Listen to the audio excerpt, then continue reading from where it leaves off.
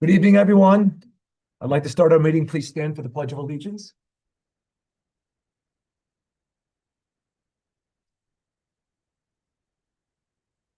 I pledge allegiance to the flag of the United States of America and to the republic for which it stands, one nation, under God, indivisible, with liberty and justice for all.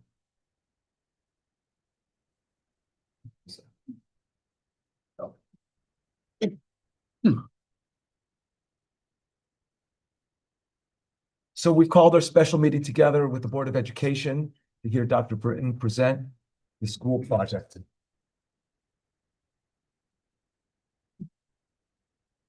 Welcome. Everyone. Hi. Nick, do you have the presentation to throw up here? All right, hello, thanks for giving me the opportunity to talk to you about our education specifications plans. So couple quick housekeeping matters before we get started. So this is a presentation for the boards, for the Board of Education and the Board of Selectmen. I know at the end of the meeting, there's an opportunity for audience of citizens, for people to ask, make statements, essentially. Following this, I do plan to do a series of community forums. Those will be more conversational. So if there's anybody here tonight that would have questions or is watching online that has questions, you could either email me, ask the questions, or share your comments tonight, or wait. And I promise that over the coming weeks, I will be putting information out about a series of community forums to make sure that everybody has opportunities to ask and answer questions. Tonight, though, the questions are reserved to the board members. So Board of Selectmen and Board of Education.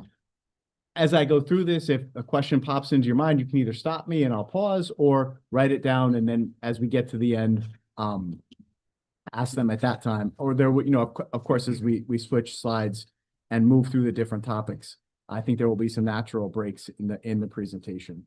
Also, I want to recognize tonight that Bryce Sens is here from Friar Architecture. He's going to come up and answer any questions that you have specifically about the education specifications plans. You can tap into his many years of experience and many billions of dollars worth of school construction projects that he's done across the state.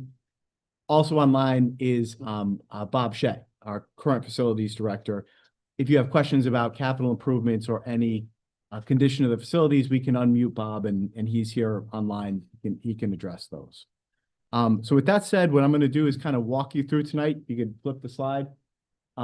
Here's my hope that we're going to be able to get through. I want to give you, Nick, can you advance the slide, or do I have a clicker that I could use? Yeah. Okay, I'll just call out to you. I have to change.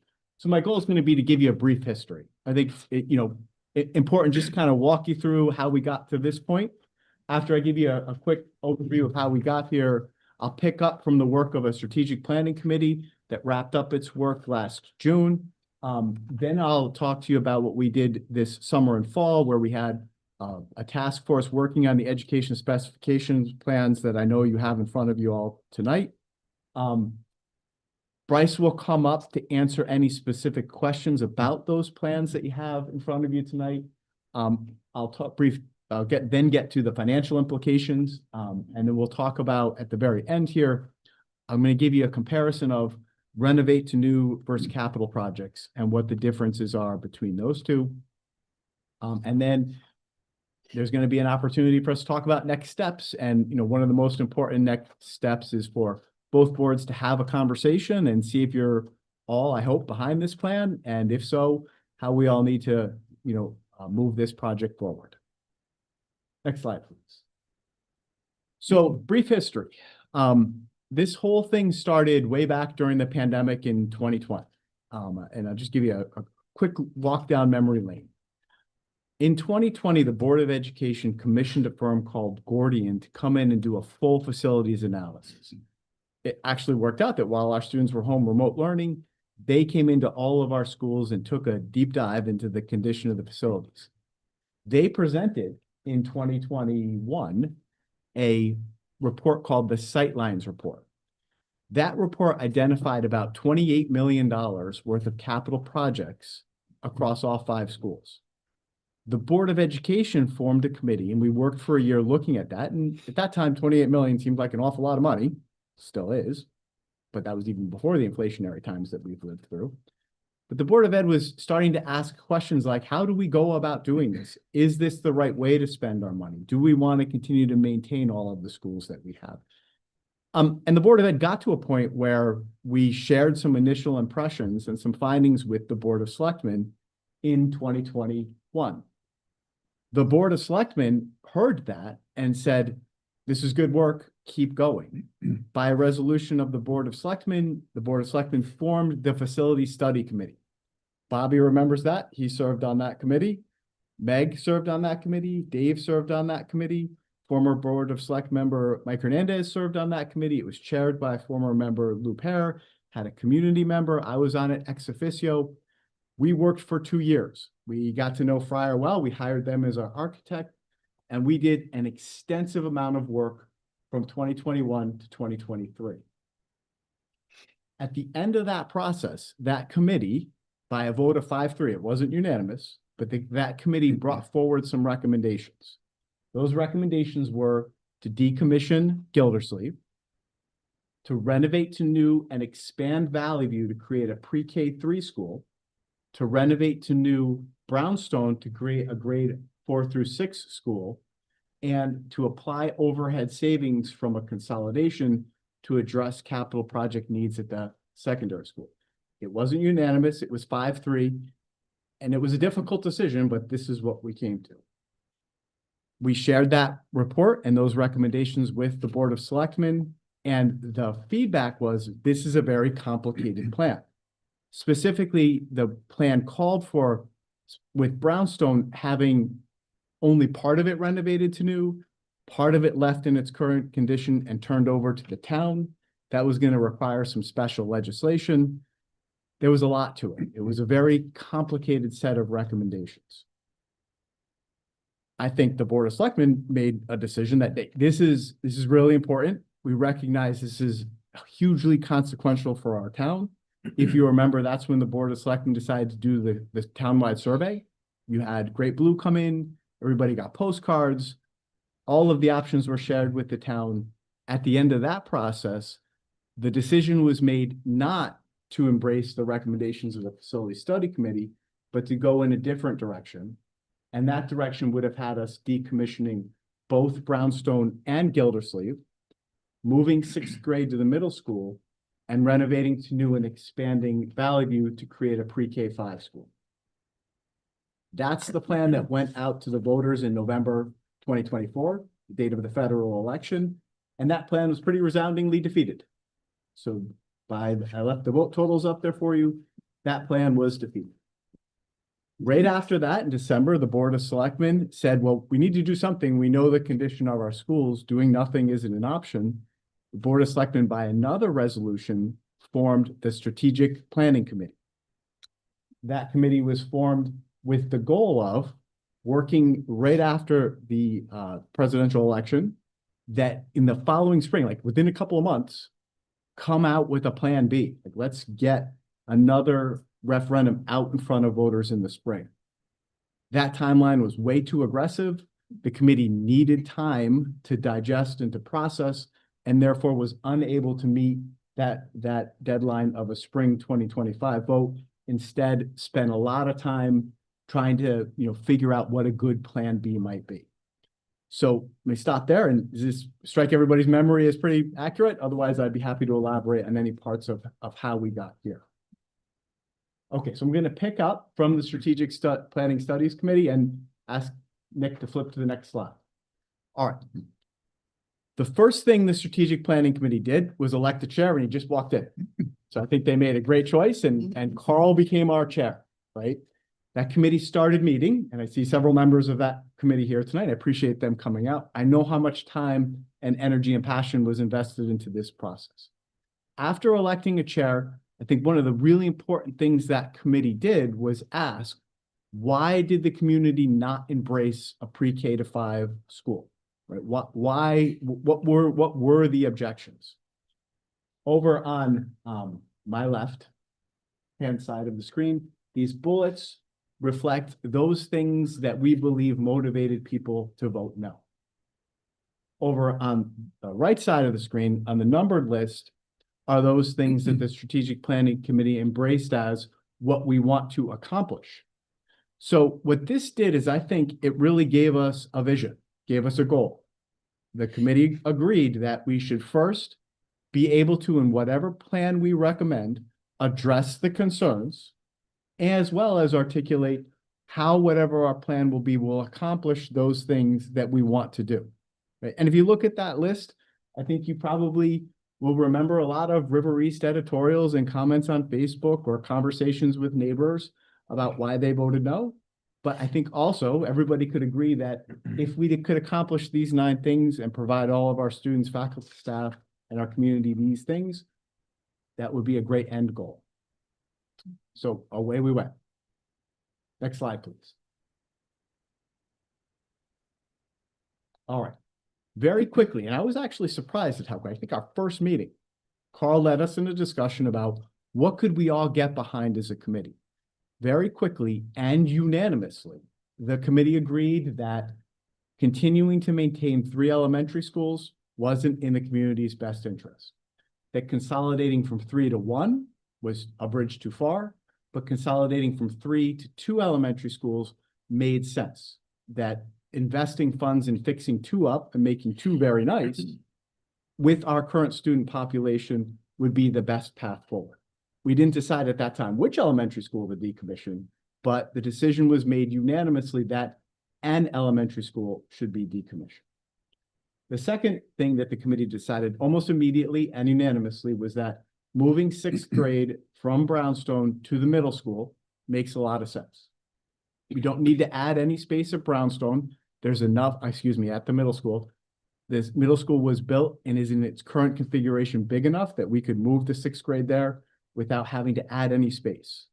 So these 2 decisions were, I think, very important, very consequential, that the strategic planning committee, with Carl leading us, put us in the direction of consolidating from 3 to 2 and moving the 6th grade up to the middle school. Next slide, please. Then we went and did our work, and we spent many nights together, lots of time having lots of discussions. Fortunately, we had our architects with us, and Carl was doing a great job, putting together our agendas and helping us move forward.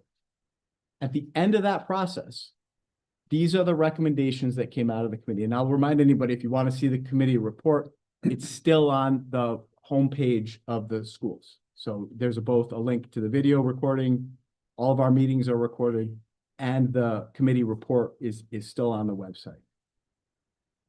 The committee recommendations, in addition to moving the 6th grade to the middle school, were unanimous that we need $8 million to replace the roof, HVAC systems, controls at the secondary school.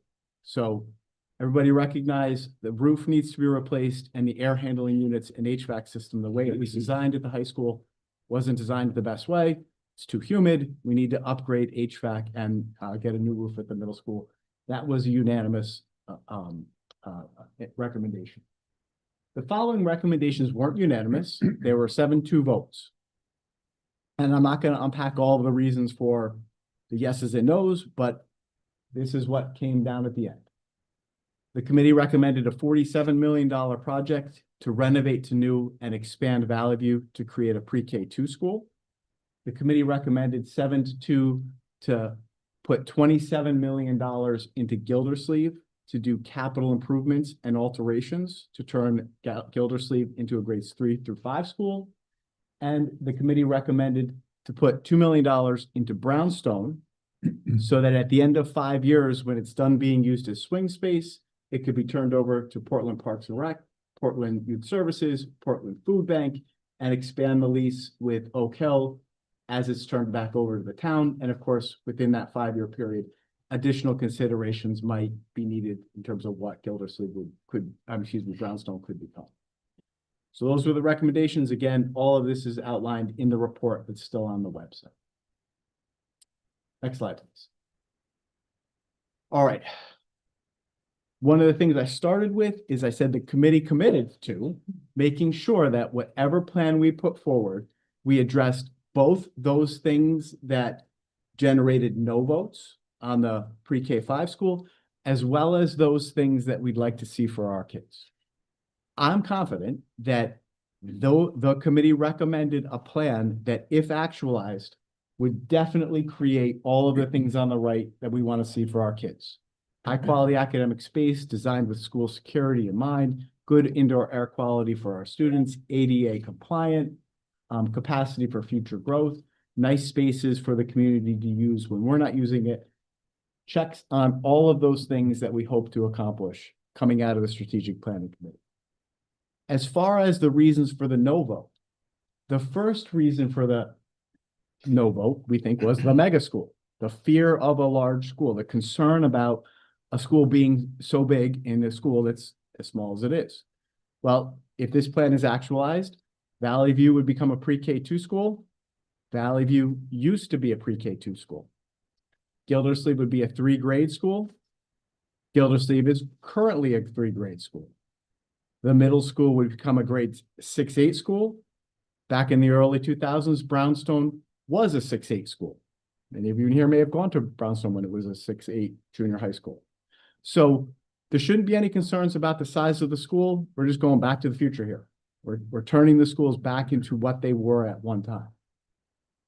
Any concerns about traffic? Well, we have a lived experience with schools those size and currently that size, so there shouldn't be any concerns about traffic. Uncertainty about decommissioned schools, I have to check that as incomplete, mostly. Right? There shouldn't be a concern about what to do with Gildersleeve and Brownstone. Here we have Gildersleeve currently being proposed to be used as a school. There is, however, a need to continue looking at Brownstone.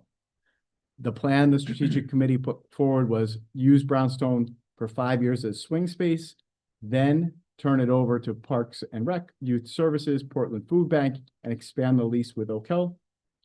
Even with those, you'll still have a lot more square footage there. There has to be some ongoing discussion about how all of Brownstone could be used or what it would be used as. So I'm marking that as mostly. As far as loss of community gym space, you're gaining a gym. The renovation to new calls for a full-size gym at Valley View. No impact on travel basketball. We'll continue to have the space for the community to use that. Secondary complex needs is addressed in this plan. We have the 8 million in there. These last two I'm putting TBD. I'm going to talk to you about where we are with the bonding table, which unfortunately I don't have tonight, but I will shortly. And then communication and outreach challenges. So this is our first step, right? I'm sharing the plans with you tonight. Lots of discussion, community forums, and then I'm really hoping for unanimous support on both boards. I'm going to ask for unanimous Board of Education and Board of Selectmen support. I'm hoping that you'll all see the value of what I'm going to propose tonight. You'll all get behind it. And if that's the case, we got to work together and educate our community about it in the lead up to a referendum, right? So we'll see if we can get there, but I'm really hoping everybody can get behind this. We know what happened last time when divisions were created. Next slide, please. Okay. Once the strategic planning committee finished its work, wrote its report, we did our presentation, it then went back to the Board of Education. It's the Board of Education's responsibility to develop the 2 documents that you have in front of you tonight, which are the education specifications plans. These are required by the state. We have to develop them, and they provide a detailed overview of what the Board of Education would like for its instructional programs in the pre-K2 Valley View and 3-5 Gildersleeve. Additionally, we have a budget for you. This is also in your folder tonight. The budget numbers are included in the Ed Specs plan. This budget was developed by Downs Construction. In addition, I'm going to review the timelines with you, and then all of this information is what would need to be used to design a bonding question that if this is embraced by the boards of selectmen and boards of education, we would need to begin a process to move this forward to the community for a bonding referendum. Next slide. Okay, so let's talk about Valley View first. The specifications that you have in front of you calls for Valley View to be renovated to new. Now, I'm going to invite Bryce up here in a minute. This is, you have to think of it, a complete gut of the school, essentially expanding it and building to the point where you're getting a new school, right? That it is everything is new. Everything, the whole school is replaced. It's like if you've got a house and build it back, it's entirely new. So the plan calls for the renovation to new and slight expansion of Valley View to create the space to move the second grade from Gildersleeve back to Valley. Next slide, please. Here's the budget. Again, Bryce can answer questions. I can too. There's a lot to unpack here, but this is really important and exciting news, I think, for Portland. We just found this out. So this year, Portland, the cost for education is a shared endeavor. It always is between local communities and the state, right? The state, public education in the state is a constitutional right in the Connecticut State Constitution, because that is the ultimate in unfunded mandates. The state does put money towards these things, right? So the state helps towns establish and pay for public education. It is a statewide public good. Portland's reimbursement rate, which is based on our Anglic rating or town wealth rating, we're eligible for 53.93% reimbursement from the state. I'm gonna round up and say 54. This is not a competitive grant. This is an entitlement. If you build a school to new, you are entitled to 54% reimbursement from the state of Connecticut.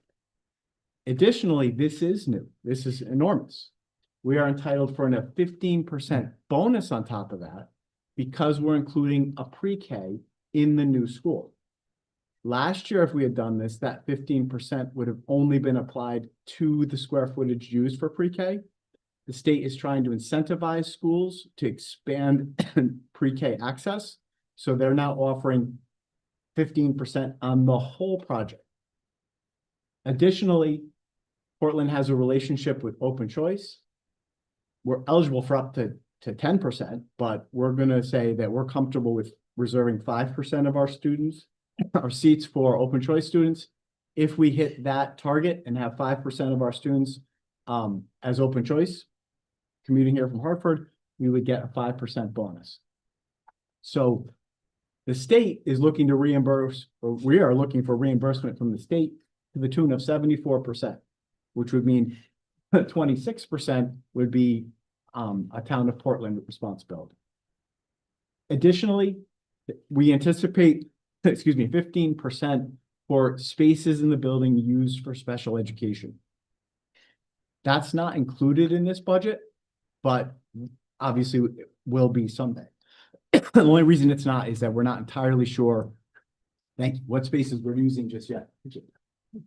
So special education, this reimbursement is going to be in addition to, but it's not quite there yet. So putting all this together, this is the big reveal moment. Portland could get, if we get this across the finish line, a $47,547,234 school for, on the local property tax base, $14,209,491. Pretty darn good deal, right? And that's woohoo, right? That's a lot of money that we're getting from the state. It wasn't included, by the way, in the pre-K school because this pre-K bonus is new. So next slide.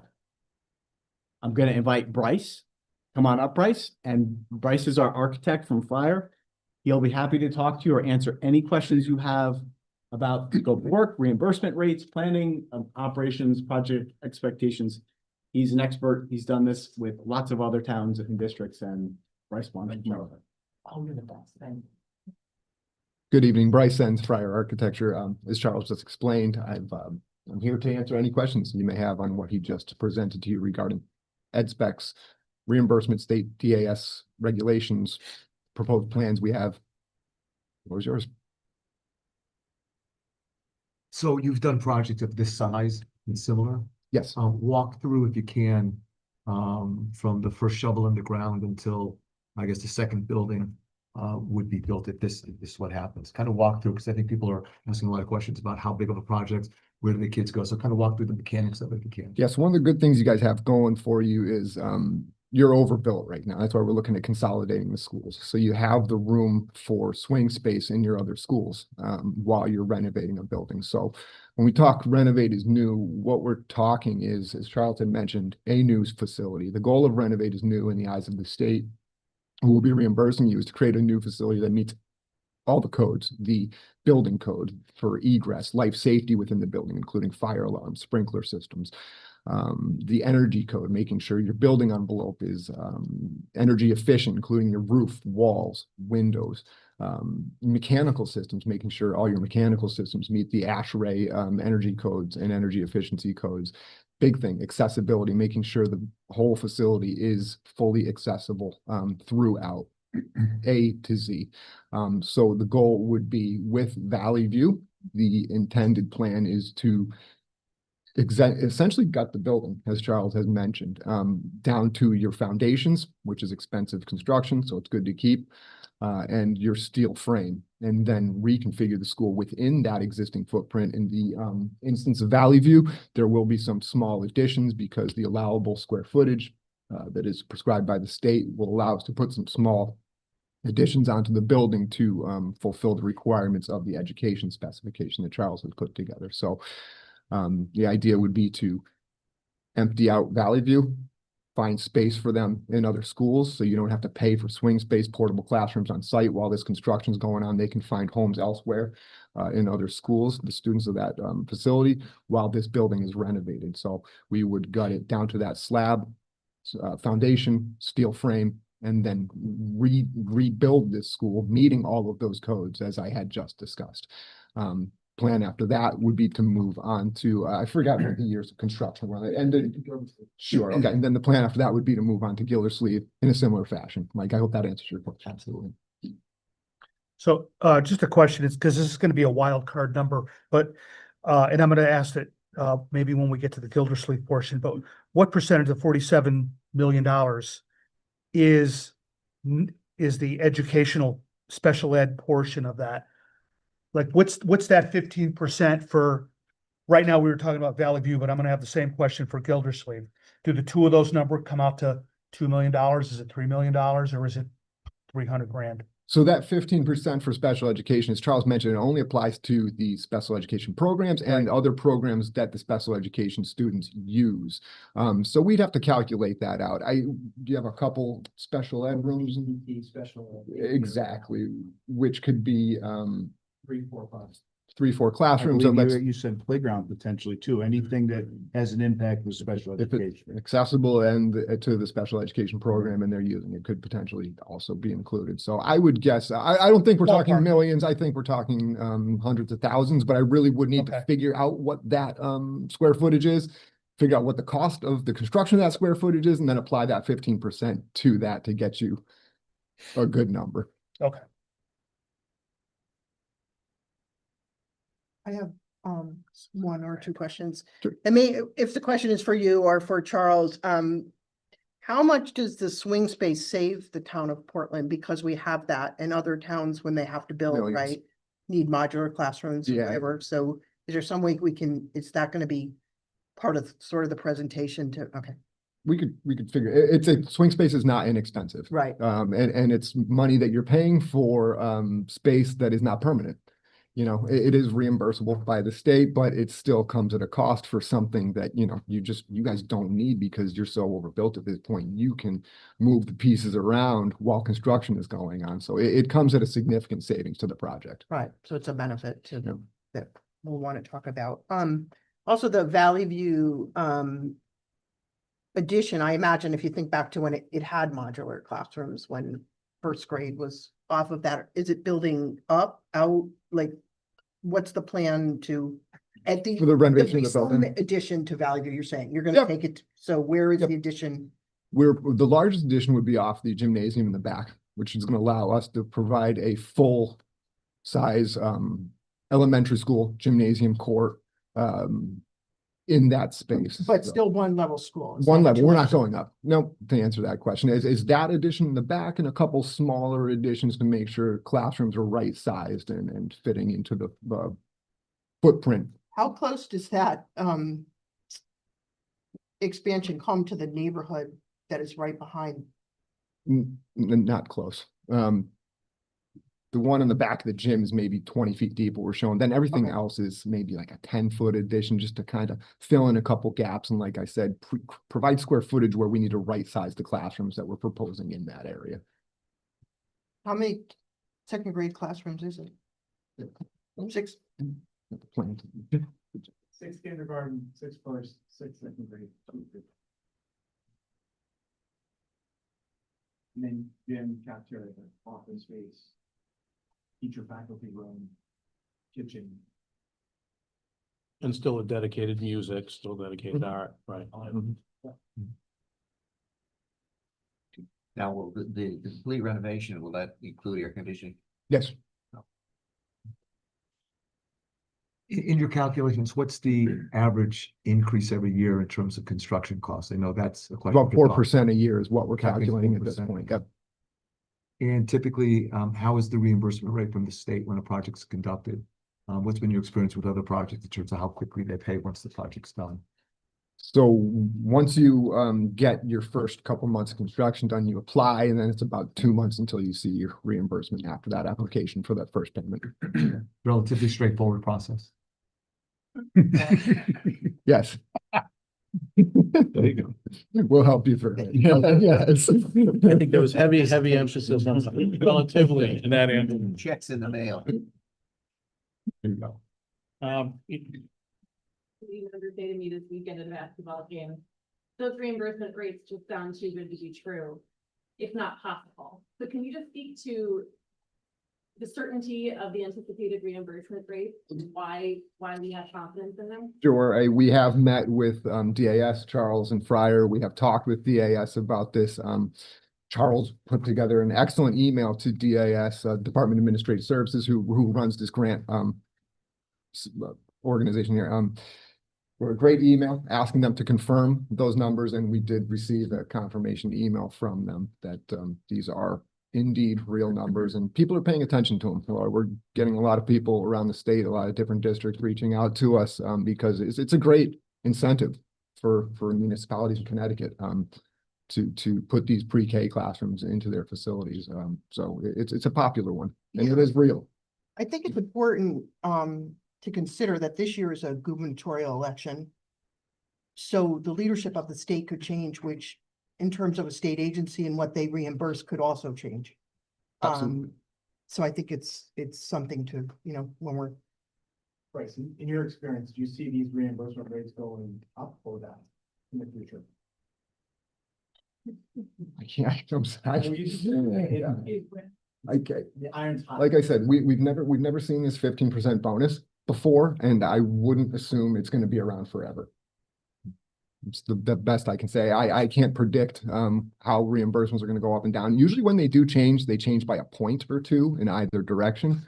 But at this point in time, you guys have a great number in terms of the 70+% for reimbursement.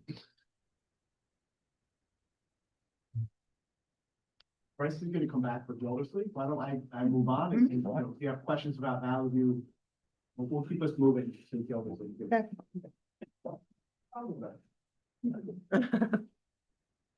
All right, so that's where we are with Valley View, and again, you see the ed specs plan there. I'm gonna pivot now to Gildersleeve, but as I go through Gildersleeve, if you have questions about Valley View, Bryce will be back up here because there's another slide that says answer your questions about Gildersleeve. So, can we jump to the next slide? All right, Gildersleeve is a little bit more complicated, and I need to unpack this for you because this does involve a change in recommendation from the one that the Strategic Planning Committee made. And I think I'm going to explain to you the logic behind it. And again, the chair of the committee is here, and hey, if you're like we would be more comfortable if the Strategic Planning Committee made a change in their recommendation. Well, the chair is here, and perhaps we could consider that. But the Strategic Committee recommended by a 7-2 vote to put $27 million into Gildersleeve, not to do a renovate to new, but to do alterations and capital improvements. And when Bryce comes back up here, one of the good questions for him might be, Bryce, what's the difference between a maintenance plan, a capital improvements plan, versus what you get with a renovate to new? Okay, that's a really important question, and I really want you to, if you want to know that difference, ask the expert here. With a capital improvement plan, we wouldn't get all of the state reimbursement. The state looks at maintenance plans, capital improvement plans as a town responsibility. You get to that higher level of reimbursement when you're asking for either new construction or renovation to new, which is considered new construction. So to get to this point, we would be expecting about 25% reimbursement from the state for things like roofs, ADA compliance, and school security issues. The rest, the state would be looking at is, Portland, that's on you. You're responsible for taking care of your buildings, not the state of Connecticut. So the committee recommended 27 million with the anticipated reimbursement of 6,750,000 from the state, and the town would need to borrow $20,250,000. Next slide, please. Why? Why did the strategic committee recommend that and not a renovation to new?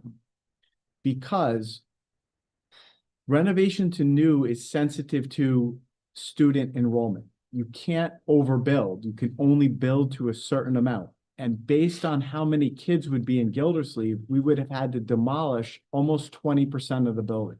We would have had to take off 9,000 square feet of space at Gildersleeve. And the strategic committee was looking at that going, we don't want to demolish square footage. Like, why would we want to do that? We want to keep all of our buildings. So that's largely why we said the strategic committee said we want to go in the direction of capital improvements in order to fix the school up, make it workable for a 3-5 population, but keep all of the square footage and not have to give everything up.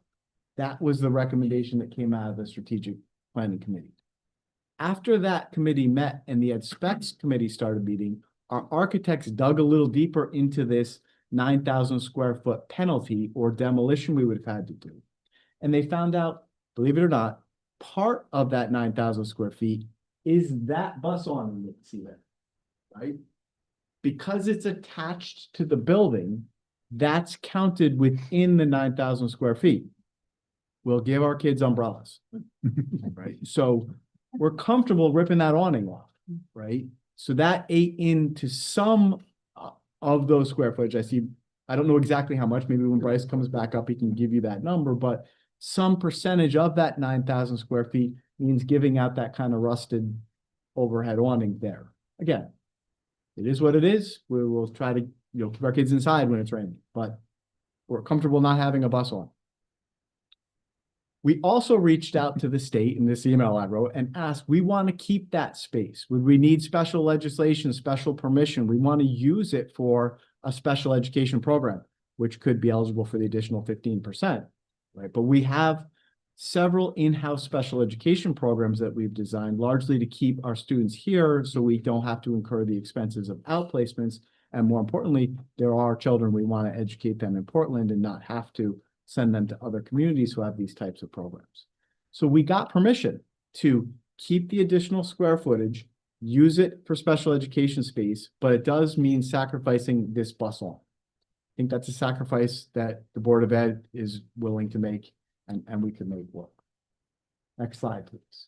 So that led ourselves to ask, well, here were the options then. We could either ask the town of Portland for 20 million, leverage that against 6 million from the state, and do $27 million worth of capital projects. Now you have to add some to that because we're going to need Gildersleeve for 3 years as swing space. You asked that question. We don't need to build a portable classroom school. We have Gildersleeve. We're going to need it for the time it takes us to empty out and renovate to new Valley View. So Bryce said, add 4% a year for 3 years. And if you add 4% a year for 3 years until we can start working on Valley View, that 20 million through the miracle of compounding interest, this is why we save, this is our financial literacy for our kids, add 4% a year for 3 years, 20 million becomes 22,778,000 by the time we would have to start doing, we'd be able to start doing those capital projects. You could do that, or we could ask the town for 23 million, leverage that against state reimbursement, get 29 million from the state, and do a $52 million renovation to new. That number, 23, includes escalation in the budget that you have tonight.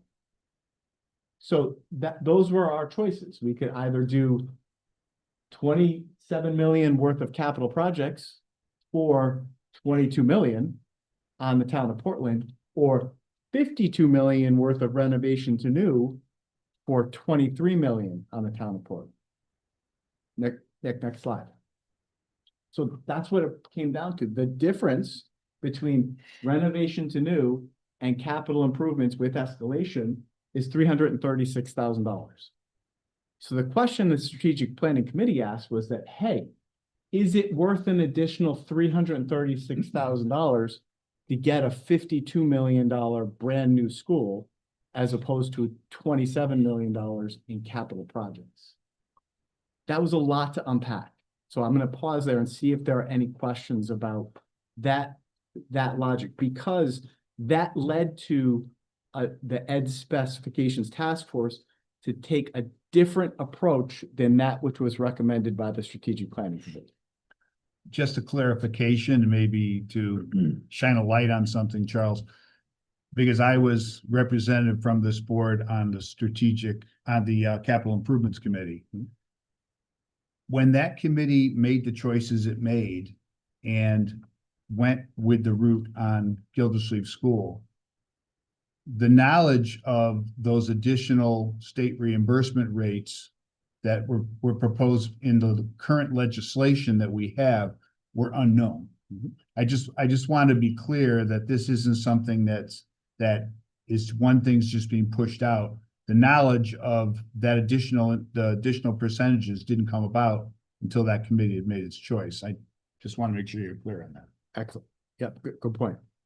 So I wanna, one of the criticisms I know, and I need to address them because it's important, is that the boards chose to do something different than was recommended by the Facility Study Committee, right? That some people looked at that and said, "Ooh, I don't like that. You asked the Facility Study Committee to do something, they made recommendations, you are doing something different." So that was a criticism that we heard, that the town heard, that the boards heard, right? Here, the Ed Specs Task Force is again recommending something different from that which the Strategic Planning Committee did, right? Now, in fairness, the chair of the Strategic Planning Committee is sitting here, and we could call that committee back together and ask them, in light of this new information, to reconsider that recommendation. Or I think common sense says, hey, for an additional $336,000, you can get a $52 million school, or save $336,000 and only get a $27 million capital project school.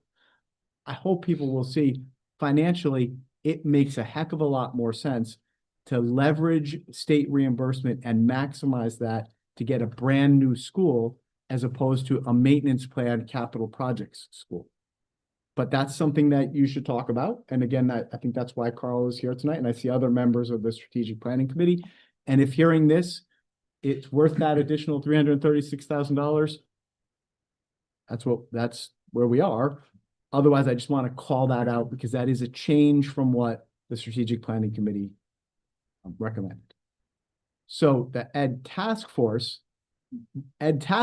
said, we want to go with the renovation to new. And Yep. Charles, and just add part of the conversation amongst the folks who were volunteering on the Education Specification Task Force. Part of the conversation in debating. Oh. Yeah. No, thank you. Identify yourself. Laurel Steinhauser, Board of Ed.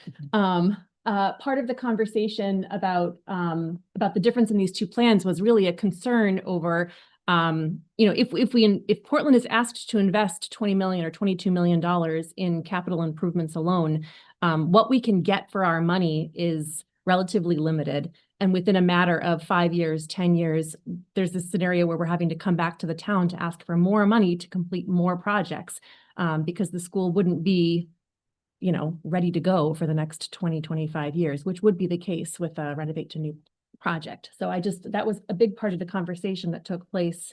I don't know, John, if you wanted to add anything to that, but I think that's worth highlighting that there has to be consideration for how we get through the next couple of decades if we're investing this kind of money in our schools. And again, Laurel addressed it to me. I was not only on the previous committee, but I was asked to be on this task force as well. And I remember that evening when Charles came in and said, "You're not going to believe what the state legislature is now offering for reimbursement. I think the conversation was, can you ask them to get us the difference? What will we be getting accomplished and what will be the cost for capital improvements? And what will we be getting and what will be the cost for renovate to new? Because I mean, from my perspective, because I was on both committees and I think, and Carl sits on both committees too, we wanted to make sure that, I mean, logic dictated to me that if the price was roughly the same and you're getting 3 times the work, and that, as Bryce mentioned earlier, that 4% increase each year in construction costs, I didn't want to have to go back to the residents of Portland 1 or 2 or 3 more times over the next decades to get more work done when we could potentially get it all done now at this. Is the price the same? I think is what we asked. And I think that's kind of what came back to us was within a couple $100,000. And if I correct me if I'm wrong, Charles, the special education component had not been calculated in the potential savings from Gildersleeve School yet. So it could be apples to apples. It could actually be the same cost. Exactly.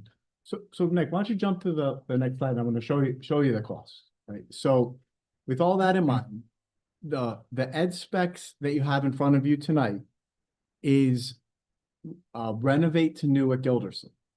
Now, what you don't see on here is the pre-K bonus because there's no pre-K in Gildersleeve, but still the general construction reimbursement state is 53.93%. Google it. It's online. You can see every town's, right? That's witness on the website posted general construction rate. You know, Stephanie and I look at it all the time. I remember July 1st this year, we were like, what's it going to be? Because it changes every year. But right now, this is what it is. And additionally, the bonus for our participation in open choice with our commitment to maintain 5% of our seats for open choice students puts us at 58.93% reimbursement from the state. 41.07, 41% on the town. To your point, it doesn't include the special education space. But we're going to consider, we're going to have 2 programs, our bridge program and our RISE program. In addition to special education classrooms, OT, PT space, Bryce is going to sit down at some point, if he's the architect working on this and everything goes well, right? And calculate that and say to the state, here's the special education space, add the 15% bonus to that, which might net out that 336,000, right? And Bryce just told us likely a couple $100,000. We don't know exactly yet. That's why it's not included. So here's the cost then. Total budget, $52,296,000 gets you a brand new Gildersleeve. Down to studs, except for the foundation and the steel, right? Ask Bryce about that. Cost to Portland, $23 million. Cost to the state, $29 million. So that's the ed specs plan that you have here tonight. Next slide, please. So again, we took that, developed the ed specs plan. Next slide, please. And we're back to Bryce. He can answer any specific questions you have about. Let's go for that one. I do want to talk about the square footage briefly that Charles was mentioning, the 9,000 square feet in the canopy out front. There was one other thing that changed that allowable square footage as we were working with the ed specs committee after the first committee.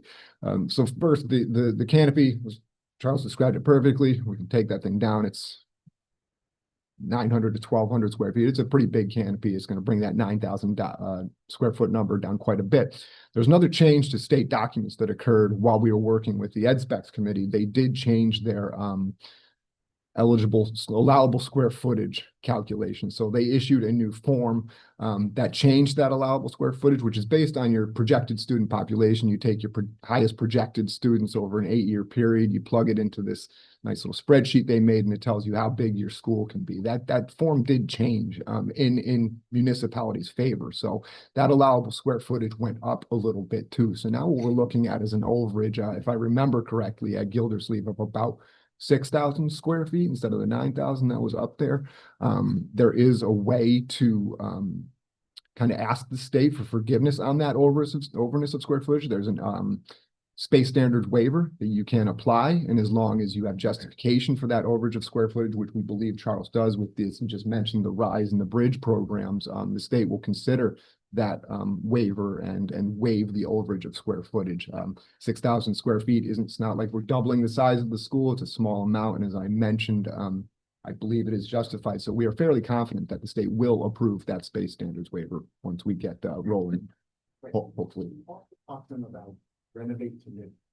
Sure. Get that status and why that's so important. Before we jump into that, can you tell us other districts that you've seen in recent history get the space standard waived?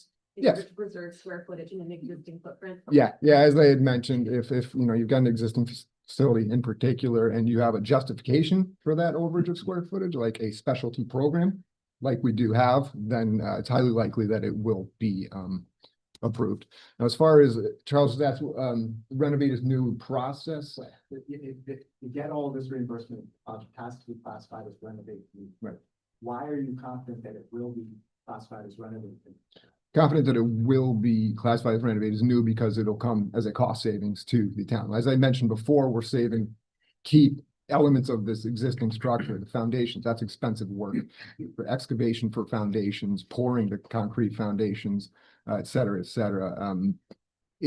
We're confident that this is the way to go because we're saving all that existing construction and then building within that footprint. So the town won't have to pay for it as part of the construction budget. And the state. And the state one, correct.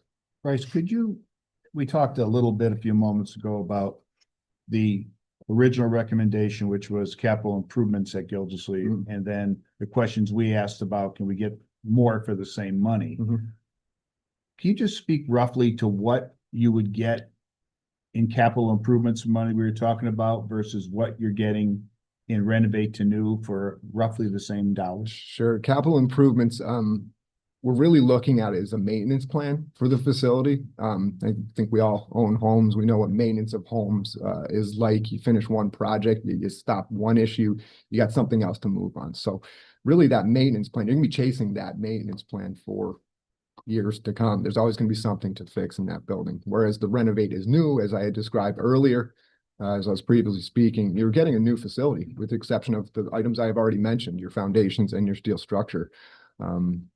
Again, you're getting a fully updated facility that's, designed and capable of supporting modern teaching and curricular methods. For 20 years, state looks for a 20-year facility, but 25 years, that's what they want to see, a building that doesn't need to be maintained for 25 years, with the exception of replacing filters and air handling units or belts and certain pieces of equipment, things like that, that you need to keep up with, almost like oil changes on your car. That's always going to be inevitable, but you have a 20-year, 25-year facility that minimal maintenance for that period of time. How much more efficient is a brand new school or built a new school versus, let's say we kept Gildersleeve the same way it is in terms of energy, electricity, heating, et cetera? It's going to be completely different.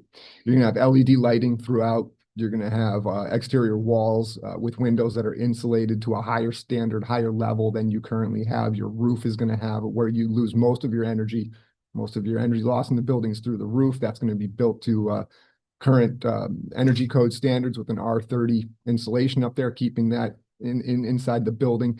All of your HVAC equipment is going to be up to modern standards of efficiency. Like I said, they're going to meet all your ASHRAE standards or perform better than that. That's part of the goal of LEED silver equivalency, which Connecticut requires. So it's going to be a massive difference in the efficiency of the building. So the plan that came out of the strategic capital committee of the 20, what was it? At today's money would be like $29 million, was a big, pretty Band-Aid, but it was a Band-Aid. Yes. Yes. Right? I mean, you were going to do some stuff, Yes. but at the end of the day, it was A Band-Aid. 5 years from now, 3 years from now, you'd be spending millions somewhere else. To chase something. You're chasing. Yep. Okay. Yeah, painting the car, putting a new exhaust on and, Yeah. redoing the upholstery and then 5 years down the road, you gotta redo the engine and, yeah. First thing on that first committee, when we had the site loans report that Carl had authorized, because he was peeling the onion of building maintenance, he said, I need to know what's really going on.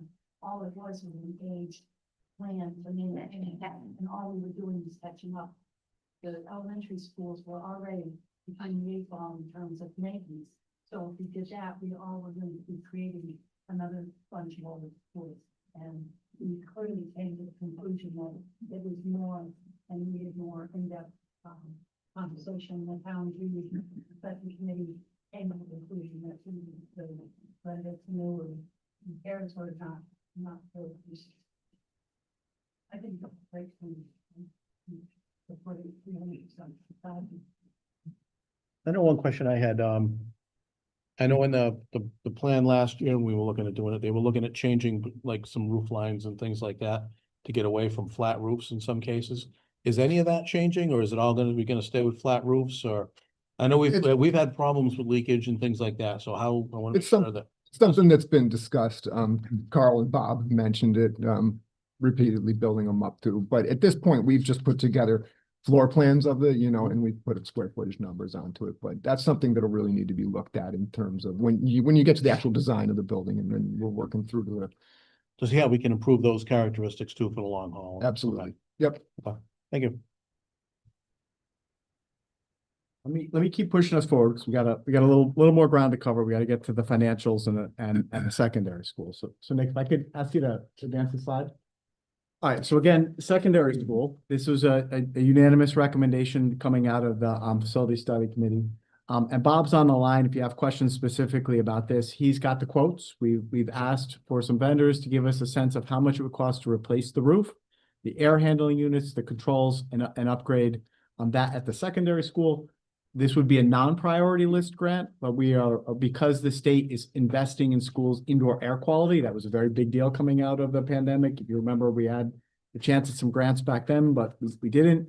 They rolled those grants back over, and they are available for us. 4 million on the town of Portland, 4 million from the state would enable us to replace the roof and upgrade the HVAC system at the secondary school. Again, and that was something that Carl's committee unanimously agreed. Next slide, please. Okay, so here are the totals, right? It's not an insignificant ask. I recognize get a brand new Valley View and a brand new Gildersleeve and a significant investment, not all of it, but a significant investment in the secondary school. We're asking the town of Portland for 41 million. Which we are expecting back from the state's share, 66 million, for a total of $107 million worth of projects. Now, I just have to say, and maybe a little civic lesson here for anybody watching, it's all taxpayer money. Let's remember, there's, Bill Gates isn't coming in here, or Elon Musk isn't swooping in to, donate a school to us. This is all taxpayer money. The difference here is that the state money here is coming from all of us. Every time we buy a coffee or gas or an article through our sales tax, or every time we get a check from our income tax, it's going to the state, right? That money, if you vote no on, people who vote no on this thinking their taxes are going to go up, your sales tax and income tax isn't going to go down, right? It's just that money that's going to the state, to Hartford, is going to then be redistributed to Weathersfield, who just passed a bond for their town, to Cromwell, who just got a beautiful new middle school, to Middletown, who is taking advantage of this, and to lots of other really smart superintendents and boards of education that are going, whoa, 15% on pre-K?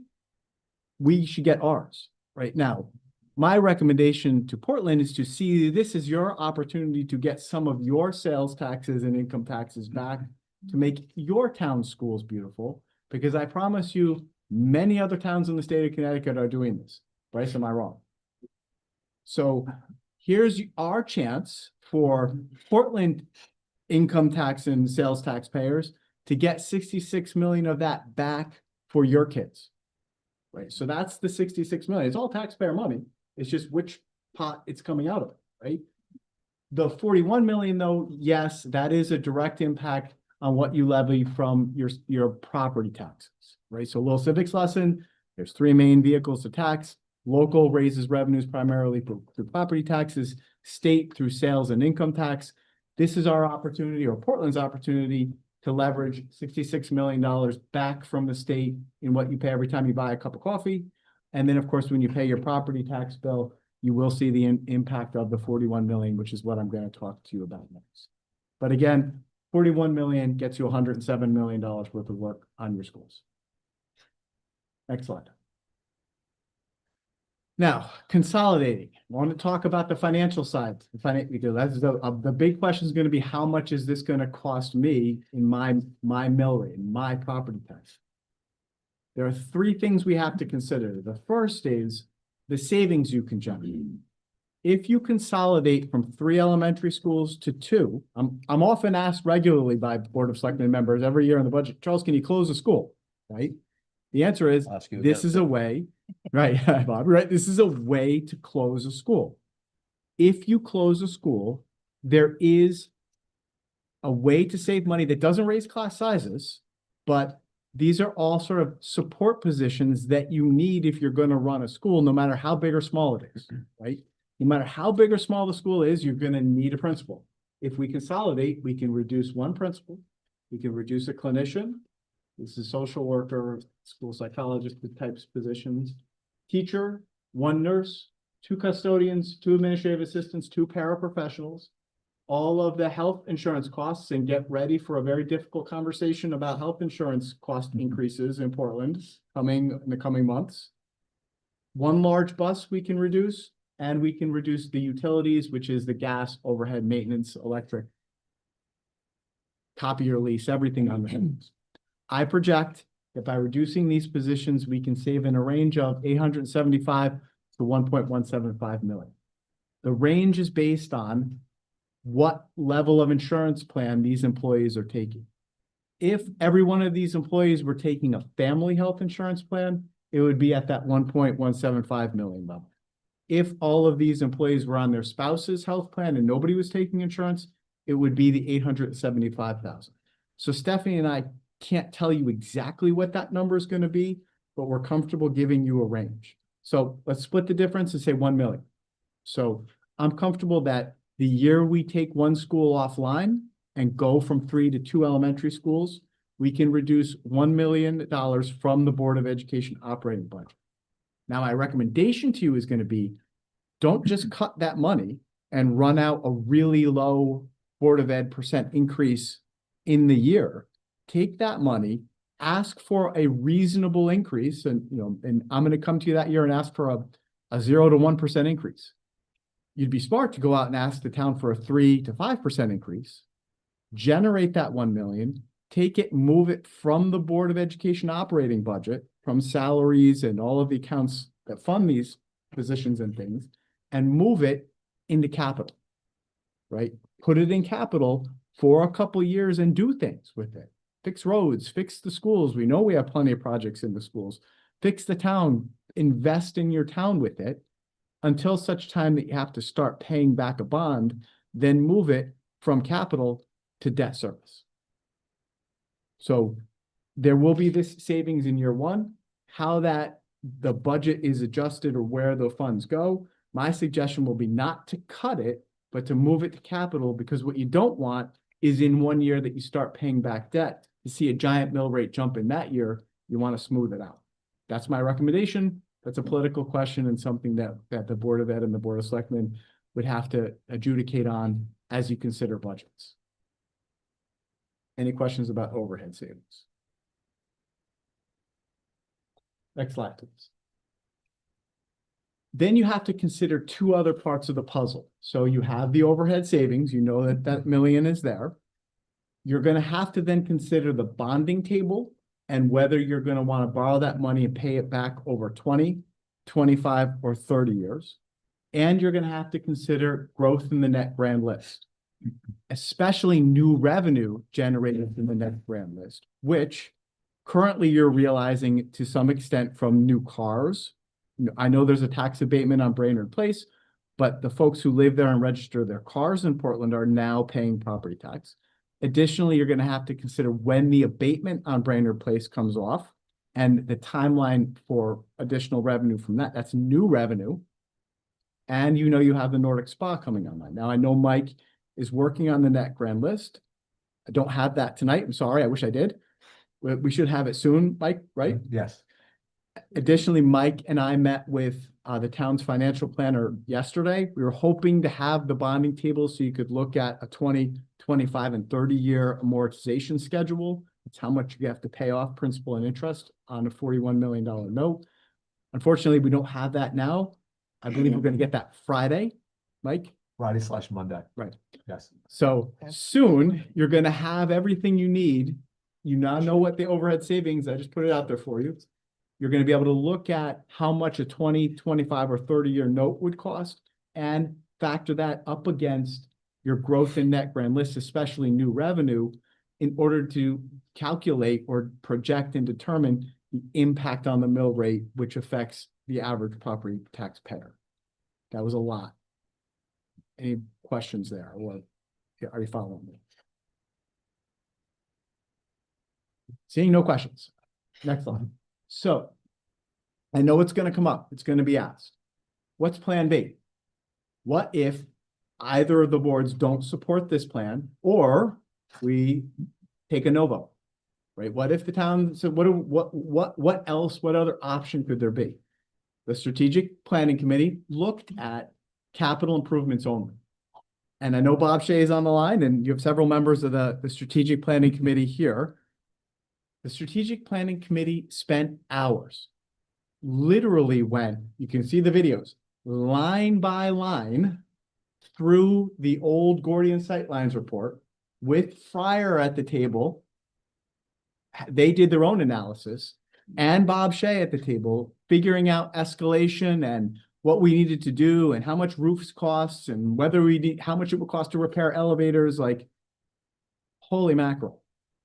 It was an exhausting but important, very long process. I see Carl shaking his head. We went through every single line. The end of that process, the strategic planning committee, with input from Fryer, agreed that these are the baseline, not all, baseline amounts that we would need to invest in the schools for capital projects.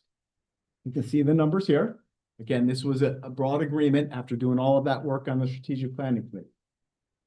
That would get us to, we would need $58 million to do these baseline work on all 5 schools, including Brownstone, anticipating 25% reimbursement.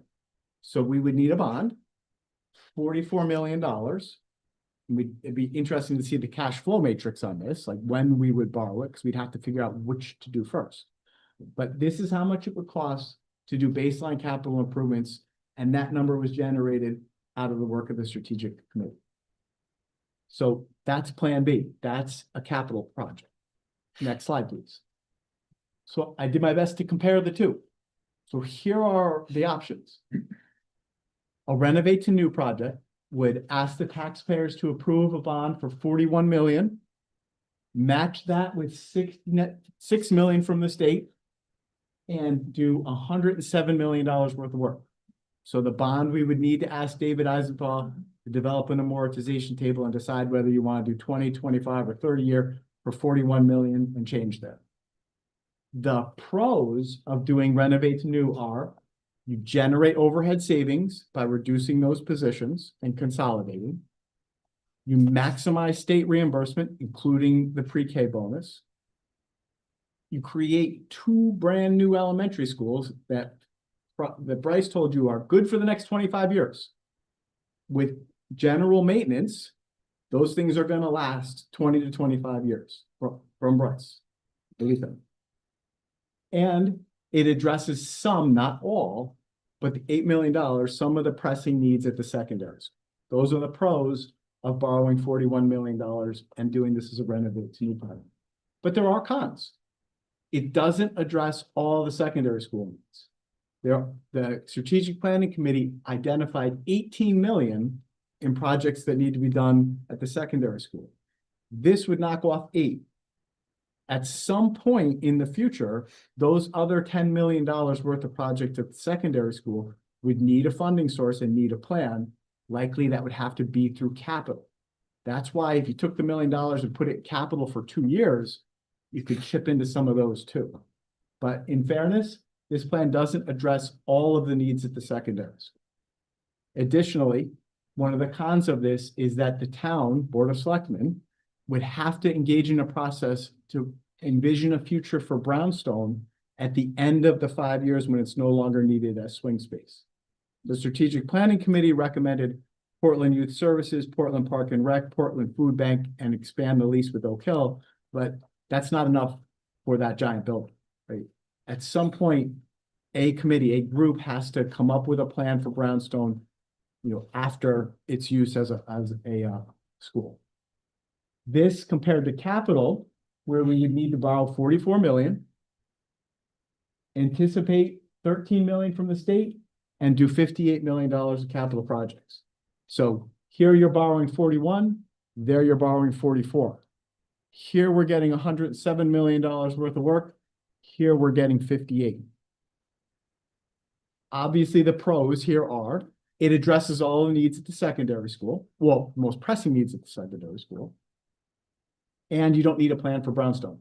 Brownstone would continue to be Portland Public School for our 5th and 6th grade students. The cons are no overhead savings. I'm going to need a principal, a nurse, secretaries, clinicians, custodians. We need people to run that building as a school. Significantly less state reimbursement, 25% on capital versus well more than that for the renovate to new. And well, Bob's on the line. If you really want to ask him, I'm sure his head is going to spin. The logistics and management of doing this as a capital project over multiple years is daunting. Right? This is going to be a lot of work, but we're going to form a building committee and get at it for 5 years.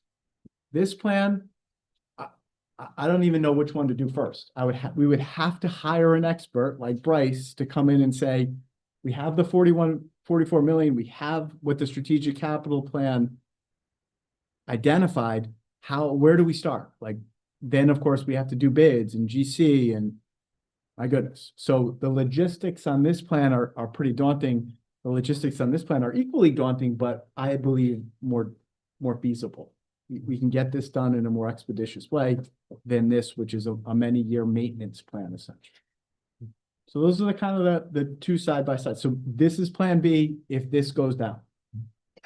I think I'd like to hear from Bob if he's on the phone, just a little bit about the capital projects only. Can we unmute Mr. Shea? Yeah, I'm here. Can everybody hear me? Yes. Yes, Bob. Hi, Yeah, Bob. sorry I couldn't be with you guys tonight, but I'm glad I'm here online. Yeah, so capital projects, been involved with capital projects in many different ways related to the town, also being included or part of the capital long-range planning committee for over 8 years. I know the process very well on both ends. Funding is difficult for our budget, and we've seen that over many, many years and struggling with being able to do that. So I will tell you, and I can't give you a good answer, but a capital project plan for the schools will be incredibly difficult. And I will tell you that you will be adding cost to that 58 or $44 million because you'll be breaking those projects up. You'll have different requirements, different sections of design work that needs to be done for each project, depending on what school it is. You'll be going out to bid multiple times. You could be changing your contractors based on that bidding process and the cost that goes along with that. And I can speak to that because I'm still working hard each day, trying to spend some time to figure out how I would do the capital improvements just for the secondary school that the committee has recommended for $8 million. I mean, that's going to bring us, roofing and HVAC and air quality, and hopefully with some savings that we have to remember, it's critically important. The town of Portland's done very well when we bid large projects. We usually win. We usually, have some savings and we get some good bids back, and we hope to continue that even in this process. All of these renovate to new and or capital projects will be part of a very large bidding process, and we hope to hope to see some good numbers on any of these projects, which will, in the end, which is really critically important, save us all taxpayers some money at the end. We only, the borrowing number, it's important to know, is not the final number at the end of our projects. The bidding is really critical for that. So hopefully we'll save there. But to get back to the capital projects, it is daunting. It is hard to figure out where to start, especially in a school environment, which is fairly new to me over the past 5 years, and how we're not going to impact what we're trying to do as far as education, and trying not to impact the safety concerns on the sites if we're going to be trying to do some of those projects during school sessions, and or if we have to actually close to do those, and how quickly we can do them. So yeah, it is difficult. It really is difficult. Renovate to new, you're going out to bid, and you're going to get a GC, and you're going to get an OPM that's going to work for us, and then we're going to make, and that OPM is hired by us to make sure that we're getting the quality of work that we're looking for. Those things are all separate, and there's really no funding or reimbursement for that stuff on capital improvements. So there is a great improvement or a great benefit when we're looking at renovate to new, especially with these new numbers that the state has brought forward, that we didn't get, like John mentioned, till the very end. So yeah, it's tough. Bob, Dave Kozminski here. Is that 8 million that you had earmarked as far as the capital improvements? Does that include any improvements that you and I have discussed on the woefully outdated lighting system in the auditorium? I mean, they're obviously with the new energy efficient LEDs and so forth. And I know that the lighting panel in the back there is woefully outdated, and I don't think you and I have discussed, you can't even get parts for it anymore. Is there anything in that 8 million that addresses any of those needs? Yeah, it does, Dave. We're hoping that, unfortunately, we may be I'm looking at other options to do that now, because we might not make it to that.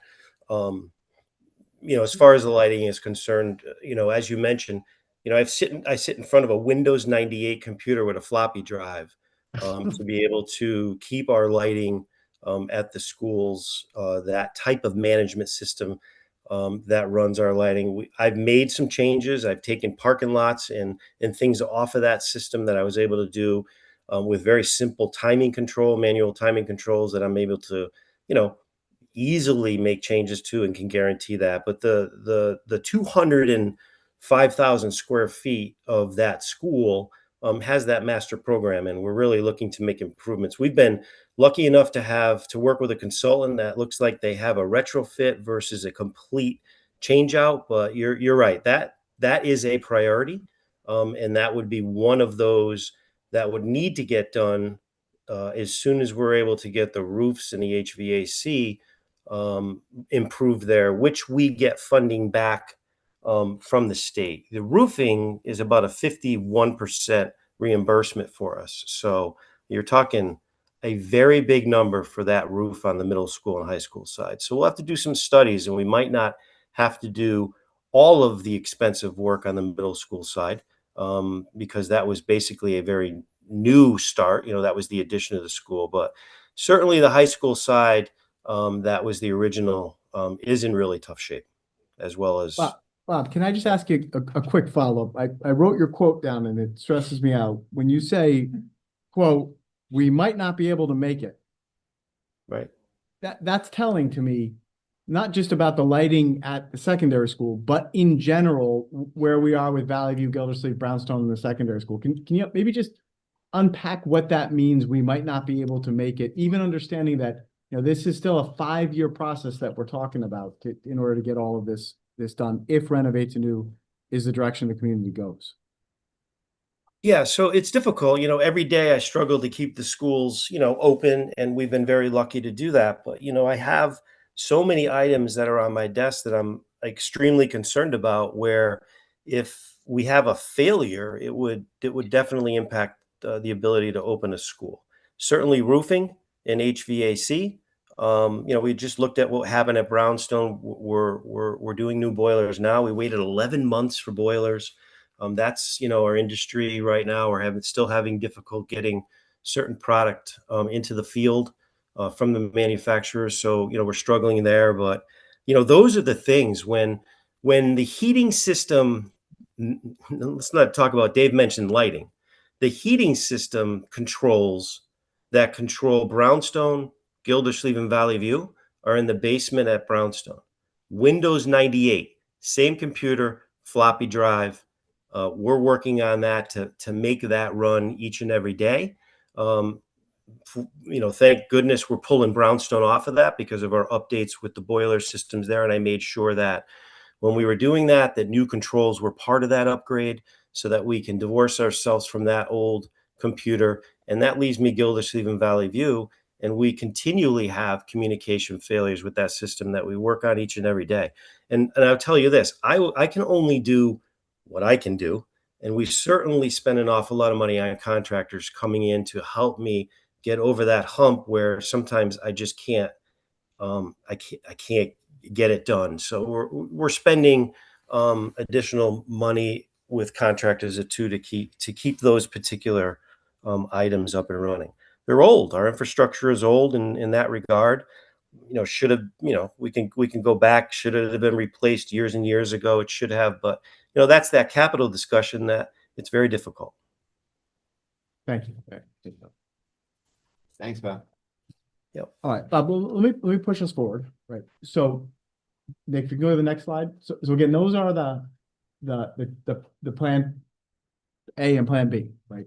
Again, if tonight, and the Board of Education is going to meet tonight and potentially take action on the ed specs plan, and you're hearing this, but if tonight everybody says, boy, this renovate to new makes more sense fiscally and will get us the kind of products we want for our kids, this is how we would need to accomplish it. It's important that we would stick to this time frame so that that we might not be able to make it, quote, is something, right? This spring, I'm hoping that we can get out in front of the voters and convince them that this is a really good investment for your town to make, especially leveraging that state reimbursement. If we prevail at that referendum this time and we're celebrating that success, Stephanie and I will submit our priority list grant application to the Department of Administrative Services. The deadline for that is June 30th. We're then waiting, right? So nothing next year. So no changes to the school, no changes to the grade level configurations next year. We're between now and December 26th. We are having conversations with DAS. They're looking at our grant. Bryce can tell you how they do that. We're answering their questions. We're making sure they're committed to those reimbursement rates. We're organizing ourselves in collaboration with the Department of Administrative Services and then getting our grant award letter by December 26th. At that point, hey, it's time to, put out a bid for an operation project manager and an owner's rep and an architect firm and continue planning for what I'm going to call phase 2. So phase 1 would be get the bonding referendum passed and then get the grant submitted and then wait next year and do all of our planning. That brings us to phase 2. If you can go to the next slide, Nick. That'd be 2 years. So the beginning of the 27-28 year, 6th grade is going to go to the middle school. Pre-K 2 is going to go over to Gildersleeve. Grades 3 through 5 is going to go to Brownstone. This is the blessing we have of swing space. That lets us empty out and mothball Valley View, right? At that time, we have 2 years. So we're going to gut and renovate Valley View with an OPM and a GC and a construction company building that school to new over this 2-year period. So 27, 28, 28, 29, 2 years, we do Valley View. Next slide, please. 29, 30 school year, we're done with Valley View, cut the ribbon on it, move pre-K 2 from Gildersleeve to Valley View. That means 3 years from now, then all the planning is happening while we're working on Valley View for Gildersleeve. So we're staged and ready to move from Valley View to Gildersleeve with that building emptied out for 2 years, right? So then we're renovating to new Gildersleeve over a 2-year period. That happens 29-30, 2030, 2031.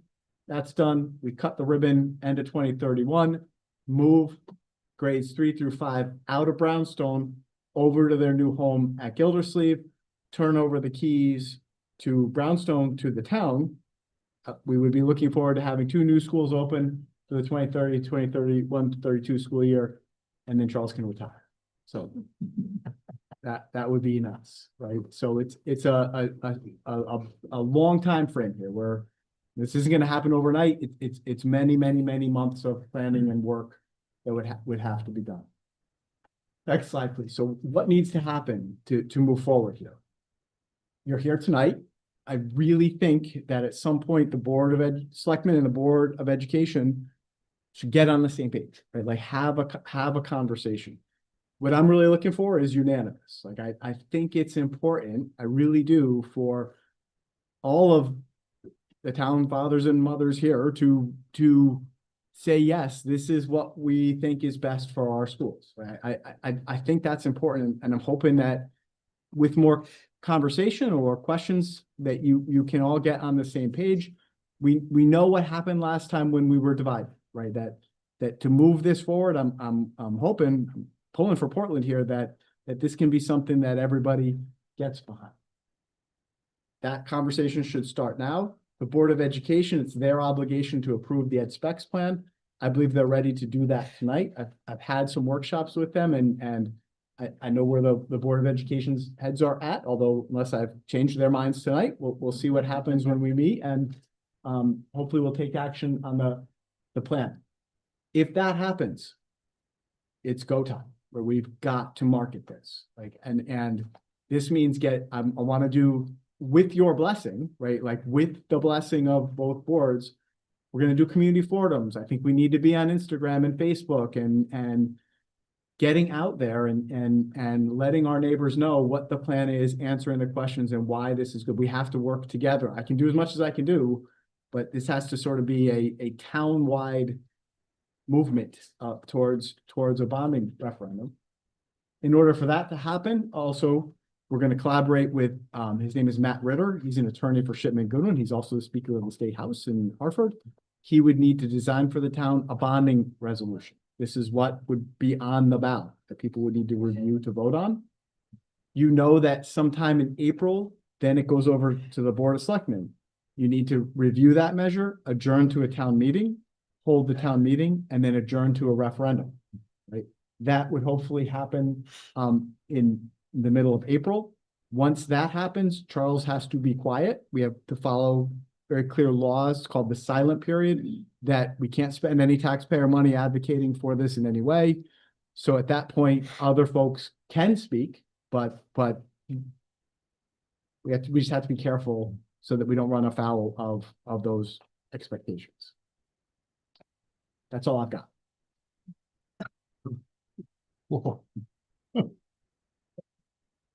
45 Like seconds. 7 o'clock. Not bad.